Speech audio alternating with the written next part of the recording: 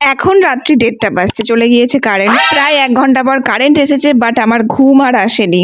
তাই আর কি সারা রাত্রি তো ঘুম হয়নি। তখন ভোর ৫টা বাজতে, তাই ভাবলাম আর শুয়ে লাভ নেই, তো এখন চলো একটু উঠি। উঠে ফ্রেশ হয়ে নিয়েছি। বাড়ির সবাই একটু দেরি করে ঘুমিয়েছে বলে এখন সবাই কিন্তু ঘুমোচ্ছে। আর এই ভোরবেলায় বাইরে এসে দেখি এদের বিশালই আনন্দ। যেহেতু আমাদের উঠোনটা অনেকটা বড়, তো ওদের খেলার জন্য বেশ ভালো হয়। আজ তো বৃহস্পতিবার, তাই ভাবলাম চলো ফুলগুলো তুলেই নি, নয়তো একটু পরে আর ফুলগুলো পাওয়া যাবে না। আর এই মোবাইল স্ট্যান্ডটা এদের এত ভালো লেগেছে, সব কটা মিলে মোবাইল স্ট্যান্ডটা নিয়েই খেলা করছে। আর একটাও নেই, কিন্তু ৪ জনে মিলে আমার ঘরে গিয়েও কিন্তু মোবাইল স্ট্যান্ডটা নিয়েই খেলা করে।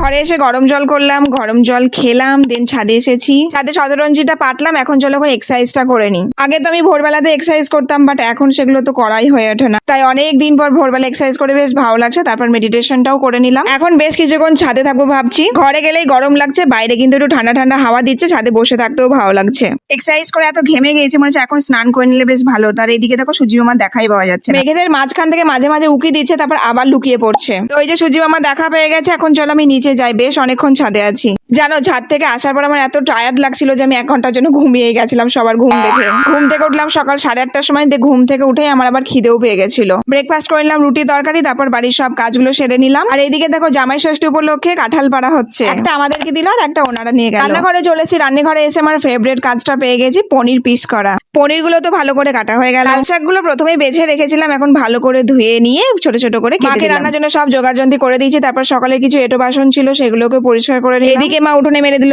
রাই, কালকে দিবে তেল ঘানি করতে। ঘরের ঘাটি সর্ষে তেল খেতে তো আলাদাই মজা লাগে। আজ তো বৃহস্পতিবার, আর বৃহস্পতিবার পুজো করতে আমার কিন্তু বেশ দেরি হয়ে গেছে। প্রথমে স্নান করলাম, তারপর পুজোর জোগাড় করলাম, তারপর পুজো কমপ্লিট করলাম। তো চলো এখন দুপুরের লাঞ্চটা সেরে নিই। আর দুপুরের লাঞ্চে মা কিন্তু অনেক কিছু বানিয়েছিল। কেন বলো তো? আজকে আমার জন্মদিন, সেই জন্য। আর বৃহস্পতিবার নিরামিষ মেনুতে মা কিন্তু আমার জন্য বেশ আমার ফেভারিট খাবারগুলোই বানিয়েছিল। দুপুরবেলা এত খেয়ে নিয়েছি না, পেট আইঠাই করছে আমার। তারপরে বাইরে একটু ওয়েদারটা একটু ভালো হয়েছে, মনে হচ্ছে যদি বৃষ্টি হতো, উফ জমে যেত। দেখা যাক, কালকে থেকে ঘুমাইনি, কালকে থেকে এখনো পর্যন্ত স্টিল আমি জেগে আছি এখনো।